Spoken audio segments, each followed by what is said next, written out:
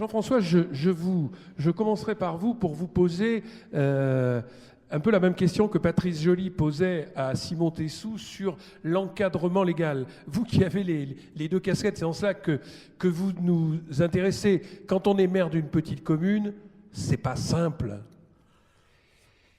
Bonjour à tous. Eh bien, effectivement, c'est pas simple. Et je voudrais justement profiter de cette confrontation qui s'est posée à moi pour tout vous dire.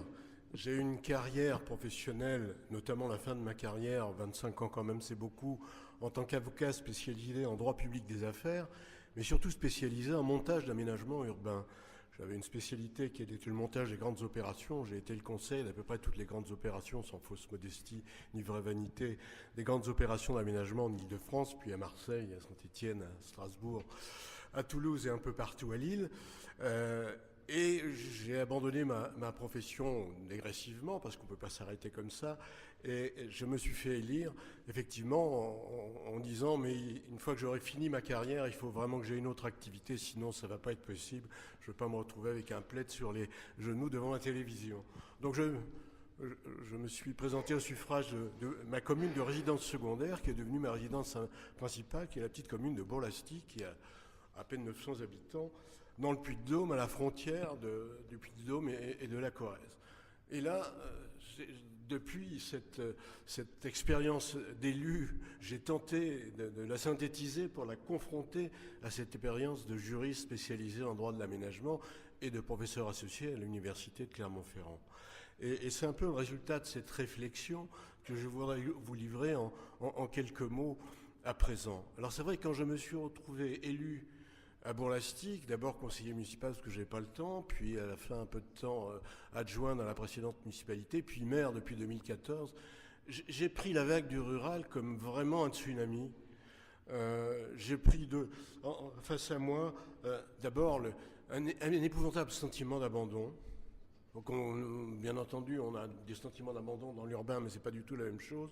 Un sentiment d'abandon devant la fermeture progressive de tous les services publics, le refus d'intervention de certains acteurs économiques. Dès que je suis arrivé dans ma commune, j'ai voulu faire des logements sociaux pour les personnes aidées, c'est-à-dire les personnes qui se retrouvent non encore éligibles à l'EHPAD, mais insusceptibles de rester chez elles parce qu'elles sont dans un bien de famille inadapté. Et je me suis trouvé face les locataires sociaux, souvent de niveau national, parce que j'ai travaillé dans le groupe de la Caisse des dépôts, que j'avais un peu de relations dans ce secteur.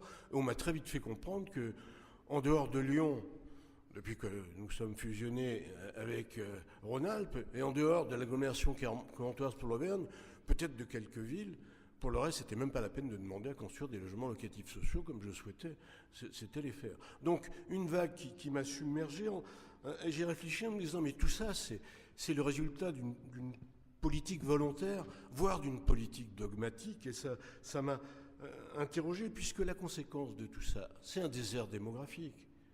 C'est l'inversion de la pyramide des âges.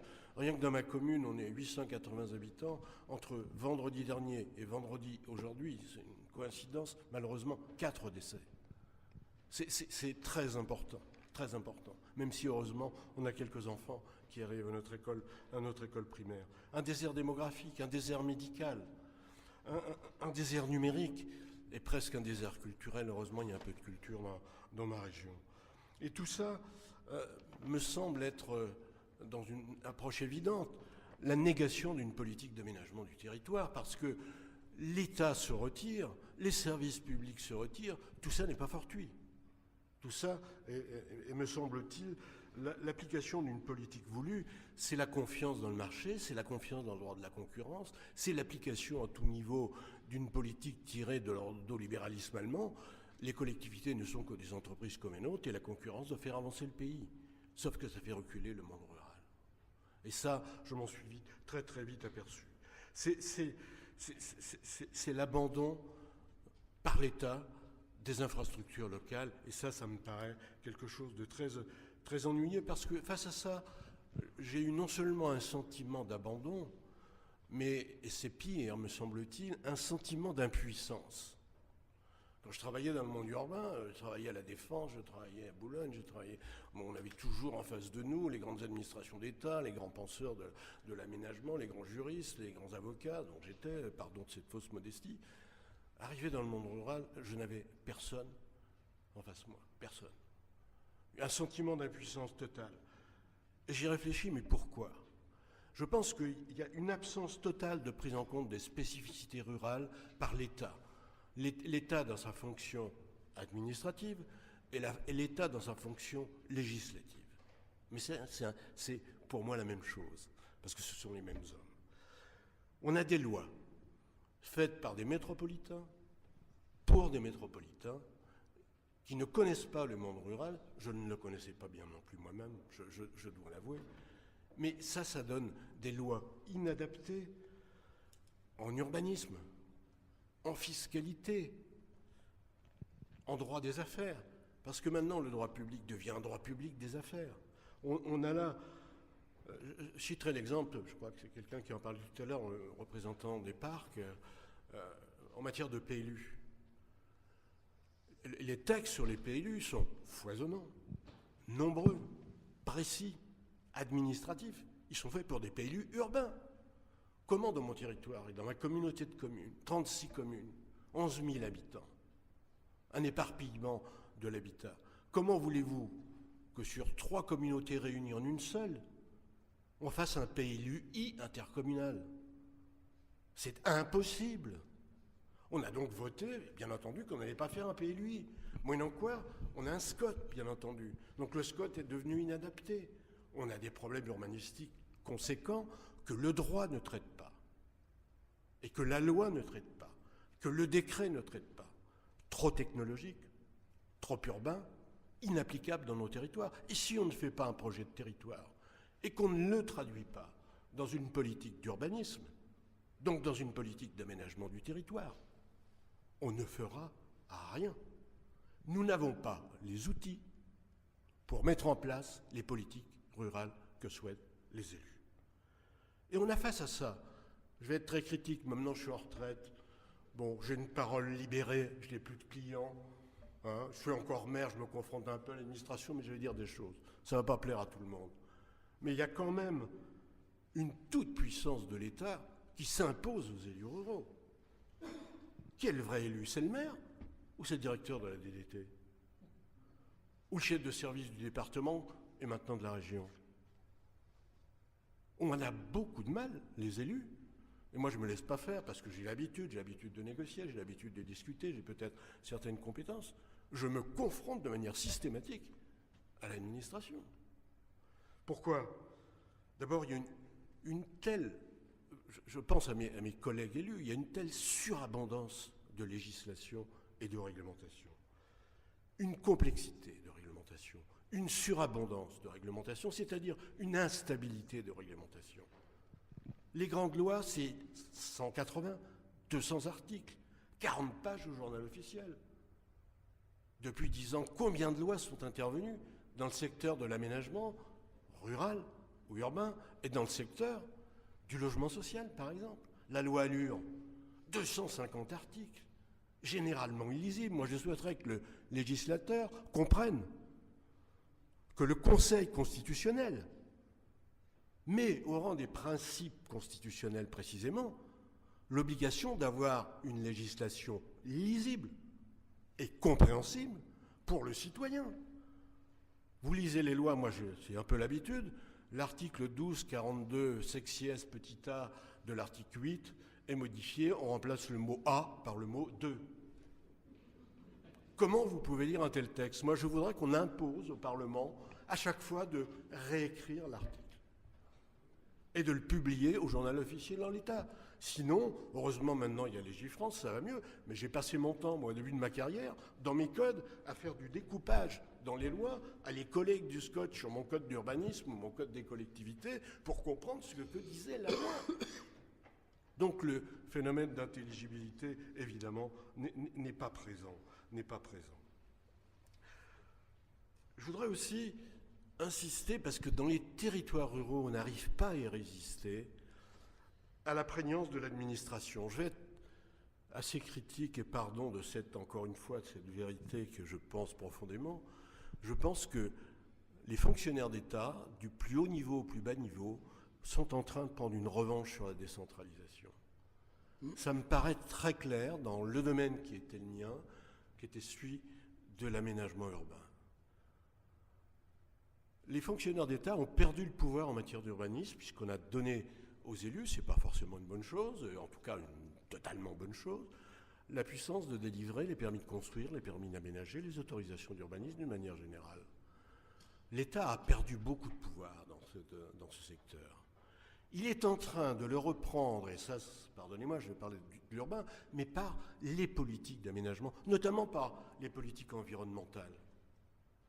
Aujourd'hui, dans toutes les procédures, on insère, c'était l'objet du Grenelle, des interventions de l'administration. On a même été jusqu'à dire que dans telle et telle chose, il fallait un accord de l'autorité environnementale. C'est quoi l'autorité environnementale ? Je me suis trouvé confronté dans des projets à Lyon, à Paris. Le directeur régional de l'environnement n'avait pas la même position à Paris et à Lyon. Et on ne s'entend pas sur ce qu'est-ce que l'autorité environnementale. Le Conseil d'État, en décembre 2017, a censuré un décret au motif qu'on ne pouvait pas donner du pouvoir à l'administration qui s'est trouvée juge et partie sur l'application de ses propres prescriptions. Donc, que voulez-vous que fassent les élus ruraux devant ce monstre qui se déroule inéluctablement en matière d'environnement, en matière aussi d'intercommunalité? Vous nous dites que vous ressentez une forme de tutelle, vous employez le mot. Alors, c'était le mot que j'allais employer. Je trouve qu'il y a un retour sur la décentralisation et qu'on retrouve une tutelle alors qu'on était dans un simple contrôle de légalité, puisque dans les textes, notamment environnementaux, il faut toujours demander un accord à l'administration. Et je dis bien à l'administration, avec des divergences de position. Moi, avocat, ça me va bien. Il faut que j'interprète les textes, il faut que j'explique à mes clients, puis on va au contentieux, ça me fait du boulot. Mais c'est du mauvais boulot. Pardonnez-moi, c'est du mauvais boulot. L'intercommunalité, la loi NOTRe, si vous la comprenez, moi je ne la comprends pas. L'État a tous les pouvoirs, et dans ma commune, je me suis opposé à l'intercommunalité, j'ai été jusqu'au juge, j'ai perdu. J'avais dit, j'ai 1 million de chances que le tribunal administratif de Clermont-Ferrand me donne raison. Effectivement, j'avais une chance sur 1 million, pardon, pas 1 million de chances, une chance sur 1 million. Et j'étais dans cette chance-là, je ne l'ai pas eue. Mais ça veut dire que dans la loi NOTRe, l'État peut imposer ce qu'il veut.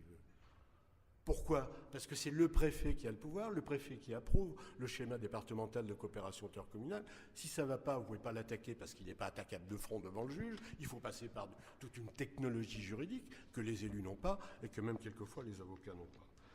Donc on est dans des processus. Le code des marchés, tout à l'heure, j'ai envie de poser la question à notre ami architecte du Cantal, en disant mais comment vous vous débrouillez avec le code des marchés publics ?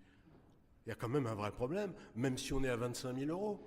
Hein, il y a quand même des projets qui m'apparaissent aller au-delà. Donc il y a quand même un problème de mise en concurrence alors quand je le vois faire un beau schéma disant voilà, je travaille avec telle entreprise, quand il travaille pour les collectivités, avec ça, c'est susceptible de délit de favoritisme pour le moins et des délits concurrentiels pour le mieux.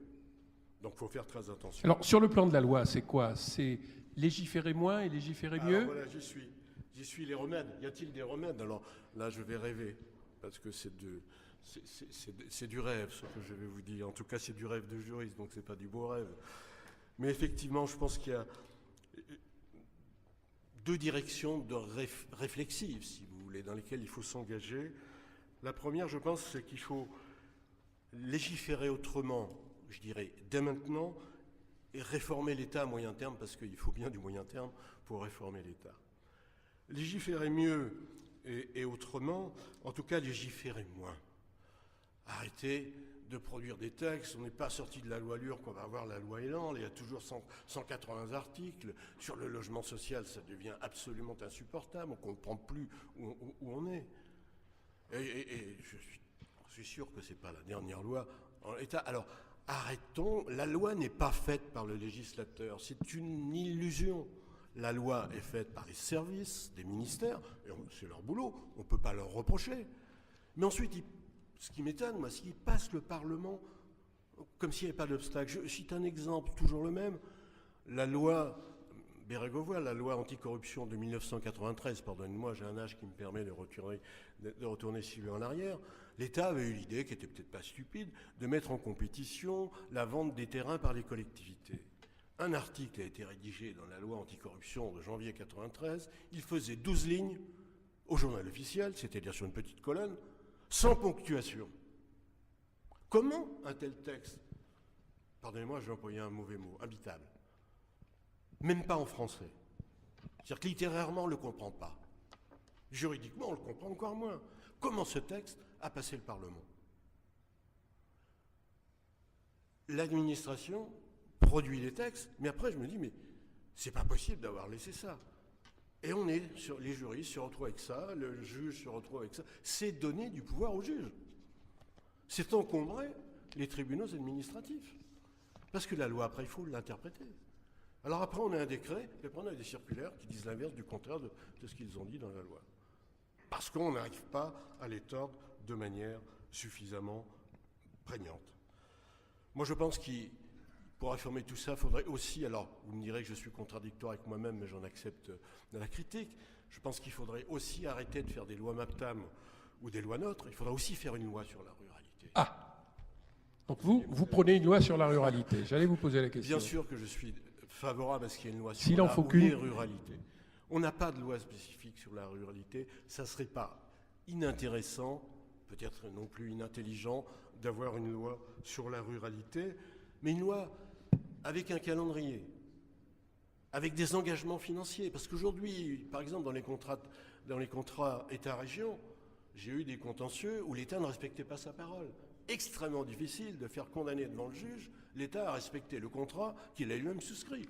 J'ai même un directeur régional de l'équipement, dont je ne citerai pas le nom, qui m'a dit « je m'en fous, je ne respecterai pas le contrat que j'ai signé ». Si je me mettais, moi, citoyen lambda, à faire ça, je ne durerais pas longtemps. Donc, si vous voulez, la toute-puissance de l'État, moi, m'indispose, et dans le monde de la ruralité, moi, j'essaye de résister. Vous avez compris que j'avais un bagou suffisant pour tenter de le faire. Mais les maires de mes communes voisines, comment ils font? Eh bien, ils font ce qu'on leur dit de faire. Il n'y a plus cette réflexion qui est présente dans les territoires. Il faudrait aussi, et je terminerai par là, peut-être réformer l'État. Moi, je suis assez favorable à la recréation de la DATAR. C'est pas si mal, c'était pas si mal, la DATAR. Il y avait une forme de réflexion sur la solidarité des territoires, quels qu'ils soient. Bon, après, évidemment, tout ça, c'est des réflexions, c'est des intentions, mais c'était pas si mal. Alors, il y a une chose, moi, je voudrais aussi qu'on arrête, c'est les schémas directeurs. Les schémas directeurs, mais on en a pour tout et pour n'importe quoi, pardonnez-moi. Or, ces schémas directeurs, d'abord, ils ne sont jamais respectés, mais ils donnent du pouvoir à l'administration, à l'encontre des élus, parce que les élus, ils sont là pour une durée, généralement 6 ans pour les maires, c'est la durée pour l'instant légale. Le schéma, il dure plus longtemps. Moi, je suis arrivé au pouvoir dans ma commune. Si je veux respecter tous les schémas, je ne peux plus rien faire. Je n'ai plus de marge d'initiative, je n'ai plus de réflexion à mettre en œuvre. J'applique les schémas qui sont prévus pour 10 ans, 15 ans, 20 ans, qu'on révise de temps en temps, qui sont inapplicables et qui d'ailleurs sont inappliqués. Donc arrêtons un peu les schémas directeurs. Alors réformer l'État, je sais bien que je m'engage là-dessus sur des choses impossibles, mais je note quelques petits progrès, si vous permettrez, dans ce paysage épouvantable. La loi NOTRe prévoit des expérimentations donnant au préfet un certain pouvoir d'adaptation de la loi. J'avais une circulaire du Premier ministre, M. Ayrault, à l'époque, qui avait fait, en 3 lignes, une interprétation facilitatrice des normes. C'est-à-dire interpréter la norme au niveau local en tenant compte de son insertion et de sa prégnance dans le milieu local. Si déjà on avançait dans cette direction, je pense qu'on ferait un peu de progrès. Et il faut aller vers une vraie décentralisation. Je pense que l'État, en tout cas les fonctionnaires, n'ont pas confiance dans les élus. Moi, je l'ai vécu très fortement dans le monde des sociétés économiques, des SPL, des SCIC. Alors, c'est vrai que quelquefois, quand arrivent des textes parisiens comme la société civile d'intérêt collectif, les fonctionnaires ne sont pas habitués à des outils privés, des outils sociétaux, enfin, et de société, de droit des sociétés, et ils repoussent ces nouveaux moyens. Or, la société dans laquelle on entre fait qu'on va abandonner le droit public pour un droit mixte qui s'appelle droit public des affaires, dans lequel le droit des sociétés va avoir son mot à dire. Or, l'administration, et je regrette en réalité, c'est qu'elle n'est pas formée à cela, et donc les fonctionnaires de préfecture ou de sous-préfecture repoussent les montages innovants. Il n'y a pas de circulaire sur le sujet, on ne sait pas comment on applique ce genre de choses. De toute façon, c'est forcément un monstre hybride qui vient des profondeurs manger les canards à la surface. Donc on n'en fait pas. Ça, c'est quand même un vrai problème. Il faut adapter la décentralisation, adapter la déconcentration. Il faut que l'administration passe d'une culture d'application verticale à une culture de réflexion et d'action horizontale. Comme me dirait De Gaulle, vaste problème. Bien. On est à peine sorti du sujet, on était quand même dans le cadre qui va permettre toutes ces réflexions de défendre, Monsieur Verdier, ce beau paysage. Il faut que la loi change, voilà, qui va peut-être nous redonner du pouvoir aux législateurs. Voilà, merci Jean-François Bizet.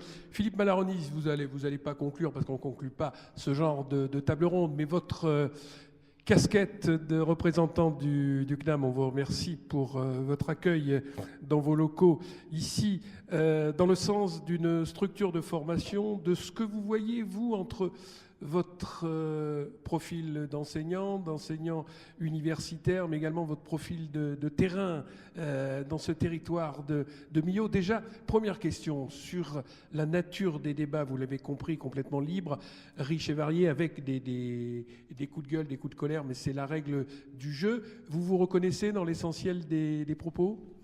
Alors c'est la règle et ça fait du bien.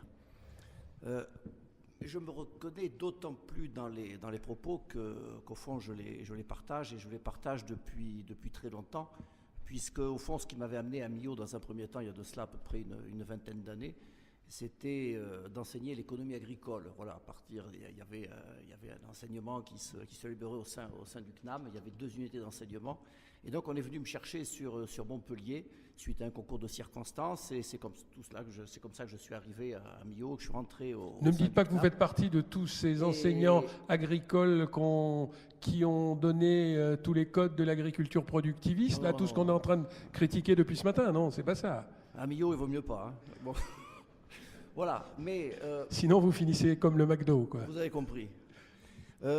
Ceci dit, moi, ce qui m'a intéressé, il y a plusieurs choses, effectivement, que j'ai pu entendre, et vous allez voir où je veux rebondir par rapport donc à la notion de formation, d'enseignement, d'études et de recherche.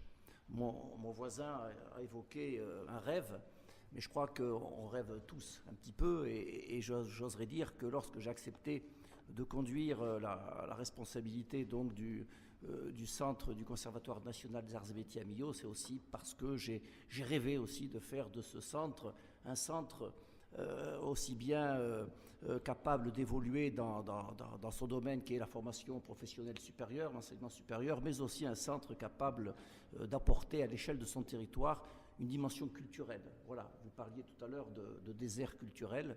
Je crois aussi que c'est la vocation de l'enseignement supérieur que d'apporter sa contribution pour éviter aussi un désert culturel. Donc oui, il faut rêver. Et bien alors rêvons, et je dirais que ayons en tête aussi ce dire de Tite-Live lorsqu'il parlait d'oser ou de se résigner. Eh bien moi j'essaie d'oser et puis finalement d'aller un petit peu en avant. Ce matin j'ai aussi entendu quand même 2-3 choses qui m'ont directement interpellé. Tout d'abord la notion d'abandon, et c'était notre premier interlocuteur donc qui a parlé d'abandon. C'est vrai que c'est longtemps ce qui a dominé, je dirais, nos espaces ruraux, ce sentiment d'être abandonné, et au fond d'adopter finalement une attitude défensive. C'est vrai que moi, quand j'observe un peu d'histoire de la ruralité, j'observe 3 grandes périodes. Une première période, en gros, jusqu'en 1918, qui est la période de civilisation rurale, finalement.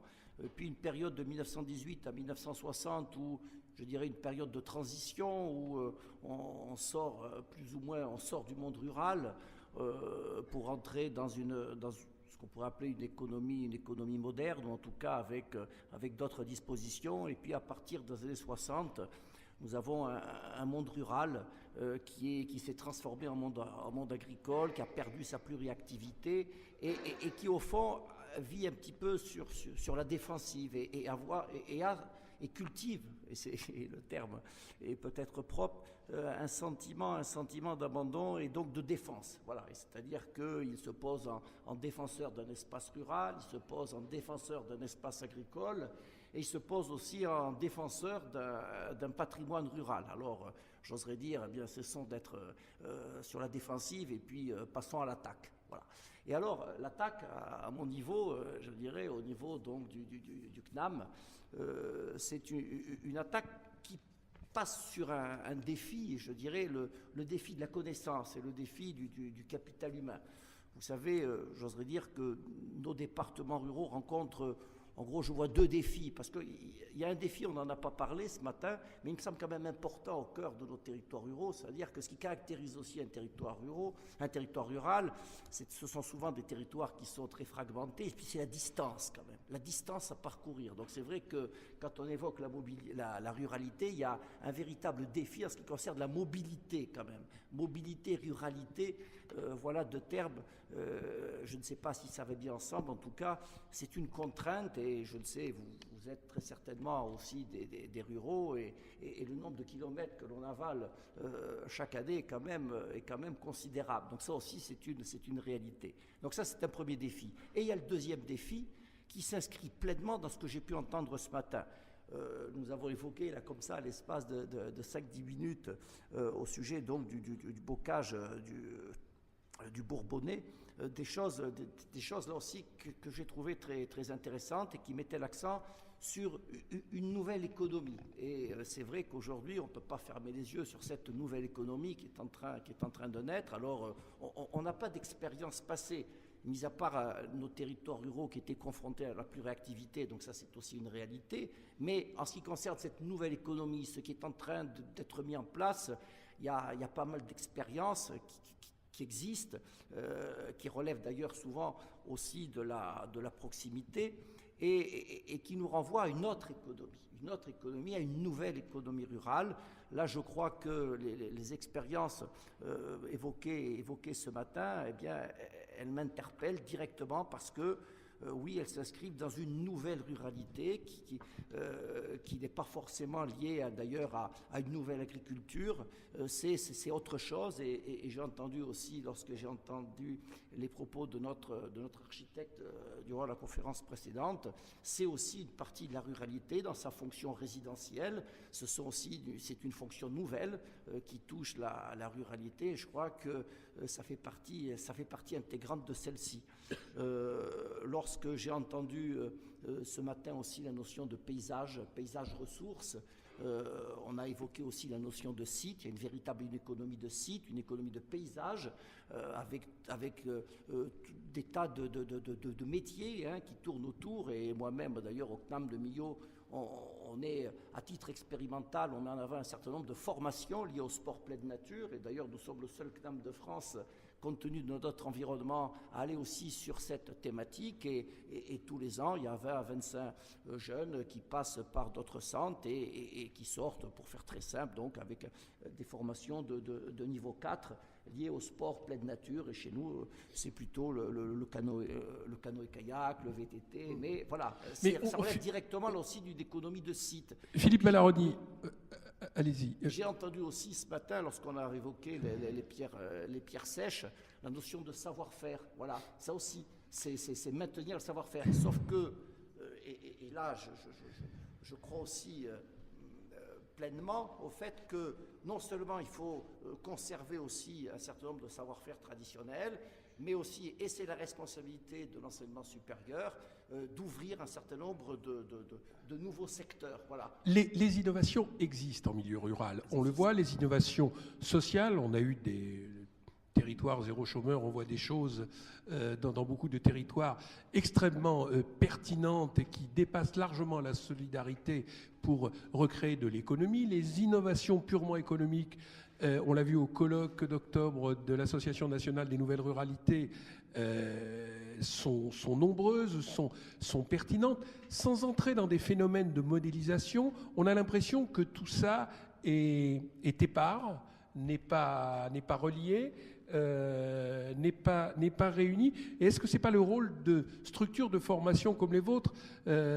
indépendantes, sans vouloir imposer des modèles, mais de véritablement expertiser ces expériences isolées qui souvent restent accrochées à une collectivité, à un territoire ou à un entrepreneur particulier? On a effectivement ce souci de veille et d'évaluation, et aussi ce souci non seulement de répondre à des besoins, je dirais, locaux par rapport à des entreprises, mais aussi d'aller pour ouvrir de nouveaux secteurs. Et ce dont vous parlez, tout cela fait partie, je dirais, de ce nouveau secteur. J'oserais dire aussi que le territoire a aujourd'hui une responsabilité très importante. Voyez-vous, me semble-t-il, hier, l'innovation était au cœur de l'entreprise. Aujourd'hui, et on le sait depuis un certain nombre d'années, l'innovation, elle est au cœur des territoires. Et on est passé donc d'une innovation purement entrepreneuriale à aussi une innovation territoriale. C'est la raison pour laquelle, d'ailleurs, on sait très bien aujourd'hui, les territoires sont en concurrence les uns par rapport aux autres. Et donc, ce qui va être l'élément différenciant, c'est aussi cette forme d'innovation alimentée par, encore une fois, je dis et je le répète, la matière grise, ce capital humain. Voilà. Et je crois que, au fond, la pire des choses serait le manque d'ambition dans le capital humain. Alors moi, je me bats auprès de collectivités locales, auprès de collectivités territoriales, et plus précisément avec ma casquette Conservatoire national des arts et métiers.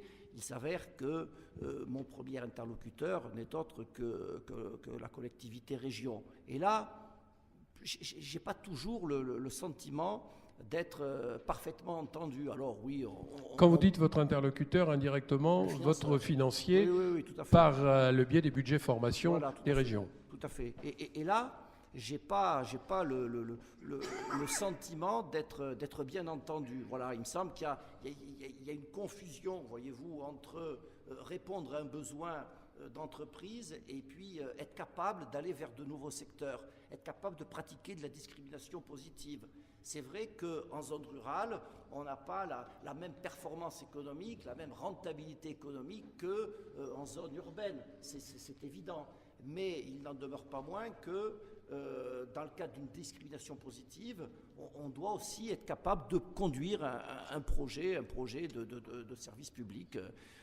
Moi, je crois que la pire des choses pour un territoire rural, et mon voisin indique parfaitement, c'est quand on a ce sentiment d'abandon par les services publics. Voilà. Et c'est vrai que le Conservatoire national des arts et métiers, je dirais dans son ADN, notre devise CNAM, c'est pour tous et partout. Voilà. Alors, même si historiquement parlant quand même, je dirais que le CNAM, il a été quelque part au 19e un support de la révolution industrielle. Donc, inévitablement, on peut associer d'ailleurs le Conservatoire national des arts et métiers. D'ailleurs, les arts et métiers au fin 18e, 19e, c'est en gros l'économie industrielle, voyez-vous. Eh bien, au fond, de par son implantation régionale et de par aussi sa souplesse de fonctionnement, je crois qu'on est aussi porteur d'un vrai message à la fois d'enseignement, d'expertise, d'évaluation, de recherche. Voilà. Moi, ma grande satisfaction, voyez-vous, à l'échelle de mon territoire, c'est d'aussi apparaître comme un centre d'expertise, porteur de compétences. D'être un CNAM de l'après-pétrole. D'être un CNAM de l'après-pétrole. Très bien, merci. Merci pour la richesse de ces échanges. Dommage que nous n'ayons pas été plus nombreux pour pouvoir en profiter. Mais effectivement, comme le disait Jean-Yves Vif, on pourra retrouver ça soit en vidéo, soit dans le document papier que nous élaborerons à l'issue de ces rencontres. Merci en tout cas d'aider l'association à renouveler la pensée sur les territoires ruraux. Aujourd'hui, c'est le sens, je le redis, de notre association, c'est de travailler une nouvelle représentation des territoires, retravailler à identifier les potentialités de nos territoires, les opportunités que nos territoires offrent à la fois pour eux-mêmes, mais également pour l'ensemble de la société. Et c'est repenser et re-questionner un certain nombre d'idées et des reçus est fondamental pour que nos territoires trouvent leur place dans cette société française et n'aient pas le sentiment effectivement d'être abandonnés, relégués, mal comprises, inconsidérés ou mal considérés plutôt. C'est fondamental. Et ça nous permet également, une rencontre comme celle-ci, de tirer parti des expériences et des réflexions des uns et des autres, puisque notre objectif aussi, c'est à la fois d'aider à ce travail de réflexion en quelque sorte et de renouvellement de la pensée sur notre territoire, sur la France, et avec également une ambition, on va jusque-là, c'est à un moment donné aussi d'avoir notre propre point de vue sur l'évolution métropolitaine de ce pays. Il n'y a aucune raison, puisque les métropolitains ont un point de vue sur la ruralité, on ne voit pas pourquoi les ruraux n'auraient pas un point de vue sur les métropoles. Alors de manière bien évidemment constructive, mais de manière à ce que nous puissions adapter les dispositifs, légaux ou non, d'intervention notamment de l'État, que nous puissions faire en sorte que les besoins de nos territoires, les adaptations nécessaires, les orientations utiles puissent être prises en compte. C'est un rôle de lobbying également que nous développons. D'ailleurs, nous avons, avec un certain nombre d'autres associations, remis il y a quelques jours un document d'une 30aine de pages au ministre Mézard, qui est en charge le sujet, au Premier ministre, et également nous avons adressé ce document au Président de la République pour lui dire voilà aujourd'hui ce que nous considérons comme étant utile ou ce que nous aimerions entendre. Comme discours sur la ruralité, je rappelle, pas de compensation, une vraie mise en perspective, et voilà un certain nombre de dispositions que nous aimerions dont nous aimerions pouvoir disposer pour pouvoir construire notre développement et favoriser le vivre ensemble et le bien vivre sur nos territoires. Alors même dans ce document-là que nous avons remis, on se surprend par moments les uns et les autres, avec pourtant mus par cette volonté de renouveler les choses, c'est de retomber dans les ornières d'une pensée un peu classique.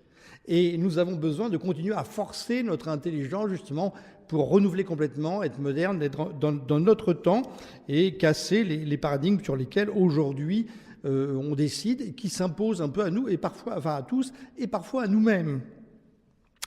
Donc c'est véritablement derrière ça, c'est l'idée d'avoir pour revenir sur les questions qui étaient posées, c'est-à-dire quelque chose de très concret et une utilité opérationnelle pour l'avenir de nos territoires et de faire en sorte de fonctionner là en réseau. Il faut que la structure aussi se développe et qu'on s'appuie aussi sur le réseau des associations qui sont partenaires. Il n'y a pas raison non plus de reconstruire des choses qui existent déjà. On a des associations qui sont partenaires, qui sont très ancrées sur les territoires, parfois plus dans une région que dans une autre, de manière à ce que les bonnes pratiques, la manière dont on utilise aussi les textes, parce qu'il y a parfois des interprétations, la manière dont on utilise certains dispositifs puisse être diffusée. Le fonctionnement réseau est aussi fondamental.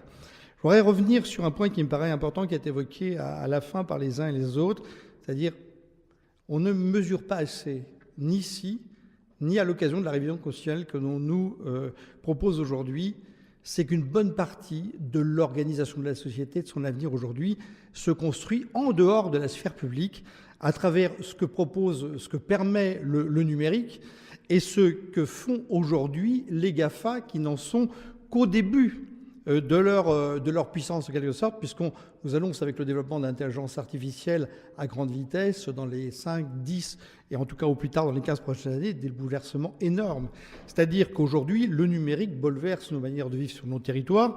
Les GAFA nous conduisent aujourd'hui en matière culturelle, en matière de consommation diverse, etc., à revoir notre manière de faire. Ça n'est pas sans incidence sur nos cœurs de ville, nos cœurs de bourg, pour lesquels il faut réfléchir à de nouvelles fonctionnalités, à quoi servent nos centres-bourgs, et plutôt nos bourgs-centres, et dans nos bourgs-centres, à quoi servent les centres-bourgs, et même réflexion sur nos petites villes. Et là, il n'y a aucune prise là-dessus aujourd'hui de la part des pouvoirs publics.